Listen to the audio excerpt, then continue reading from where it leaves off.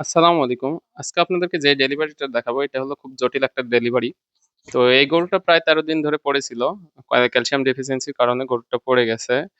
তো গরুটা পড়ে যাওয়ার পরে গরুর বাচ্চা হওয়ার ডেট হয়ে গেছে। প্লাস হচ্ছে বাচ্চা হওয়ার জন্যে যে রিং গুলা খোলা লাগে সবগুলো রিং খুলে গেছে। তো তারপরে কি হইছে, গরুটার আসলে এমন অবস্থায় আপনার কোনো জায়গাই ছিল না, গরুটার বাচ্চা হওয়ানোর মতো কোনো জায়গা ছিল না। তারপরে জায়গাগুলো অ্যালোভেরা পাতার জেলগুলা দিয়ে অনেক নরম করে ফেলার পরে তো বাচ্চা হওয়ানোর চেষ্টা চলতেছে। তো এই সময়টাতে কি হইছে, এই গরুটার এত পরিমাণ পানি ভাঙছে যে আমরা বাচ্চা হওয়ানা বয়সে এত পানি ভাঙ্গা দেখিনি। মানে এই পরিমাণ আপনারা দেখে বুঝতে পারতেছেন যে কত পানি। এটা কিন্তু সব এক্কেবারে মানে প্রচুর পরিমাণ পানি ভাঙতিছে। আর অনেক, অনেক, অনেক কষ্ট হইছে এই বাচ্চাটা হওয়াতে যেয়ে। আপনারা দেখে বুঝতে পারতেছেন বাচ্চা হওয়ানোর সময় আসলে অ্যা বা বা গাভীটার কোনো জায়গাই ছিল না বাচ্চা হওয়ার মতো।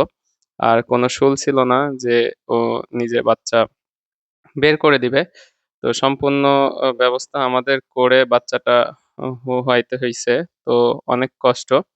তো আমার এই সময়তে কি হয়েছিল, আমি ভিডিও করতে, করতে দেখতেছিলাম যে বাচ্চাটা যখন হচ্ছেই না, তো মোবাইলটা রেখে আমি বাচ্চাটা আগে হয়নি। তারপরে তো ওই ভিডিও তো করা সম্ভব না। তারপরেই তো সুস্থ বাছুর, আল্লাহর রহমতে বাছুরটা সুস্থ আছে, সুস্থ বাছুর বের হইছে। মানে বাচ্চাটা বের করার পরে আমি হাত-টাত ধুয়ে ফ্রেশ হয়ে তারপর আপনাদেরকে এভাবে বাছুরটা দেখাবো। এর জন্যে আবার ভিডিও করি।